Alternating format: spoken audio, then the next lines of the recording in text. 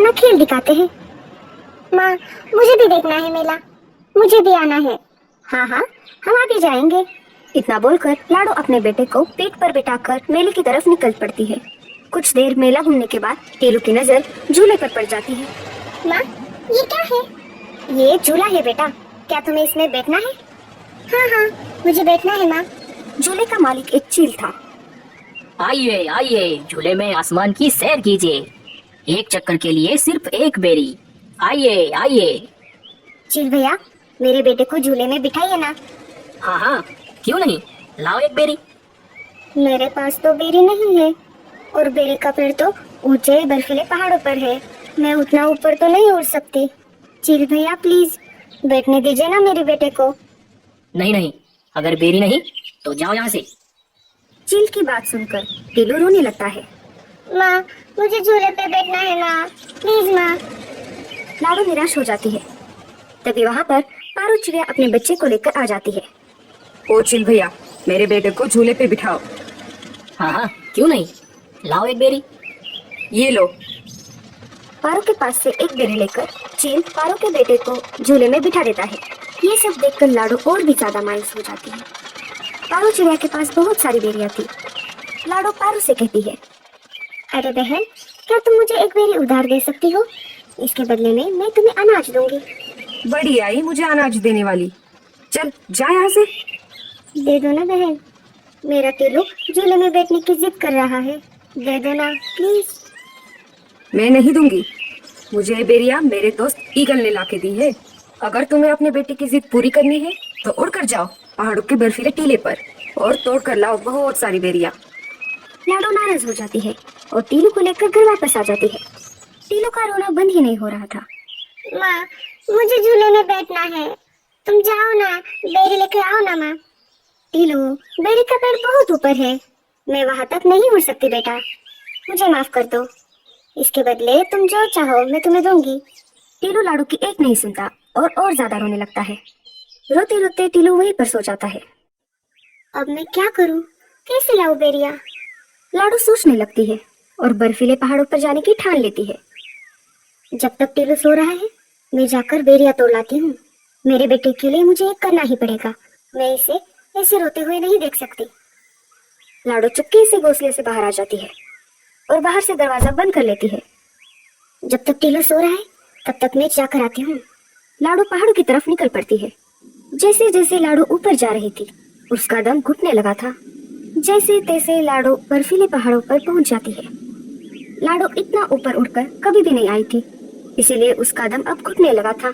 लाडो की सांसें अब फूलने लगी और लाडो वहीं पर बेहोश होकर नीचे गिर गई। कालू कौवा लाडो से मिलने लाडो के घोंसले के पास आ जाता है और घर का दरवाजा बाहर से बंद देखता है। अरे, ये दरवाजा तो बाहर से बंद दिख रहा है। कालू वापस मुड़ने ही वाला था, तभी उसे टीलू की रोने की आवाज आ गई।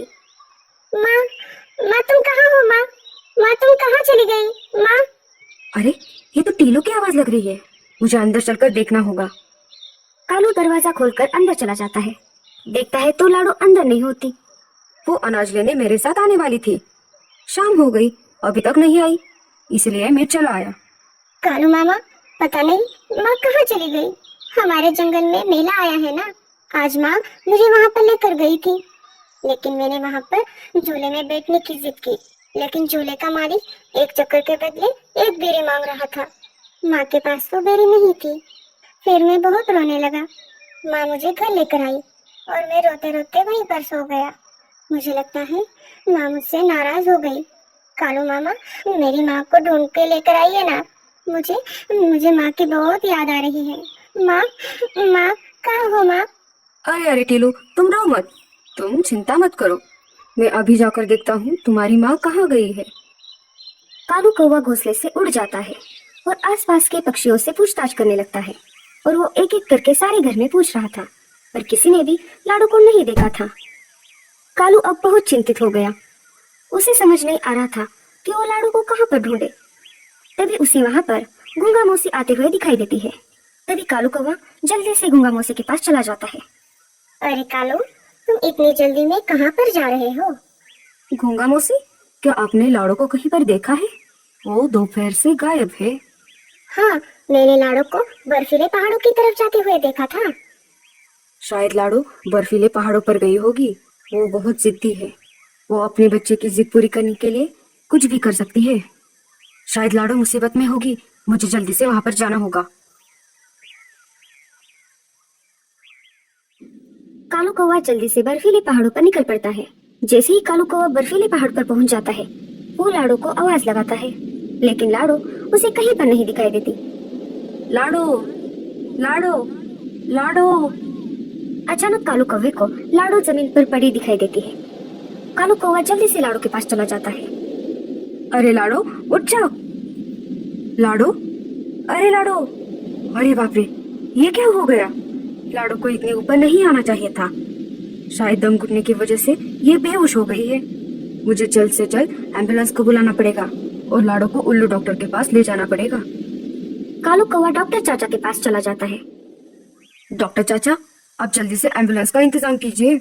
लाडो बर्फीले पहाड़ों पर बेहोश पड़ी है। हाँ हाँ, तुम आगे चलो, मैं एम्बुलेंस लेकर तुम्हारे पीछे आ जाता हूँ। कालू आगे आगे उड़ रहा था और एम्बुलेंस पीछे पीछे आ रही थी।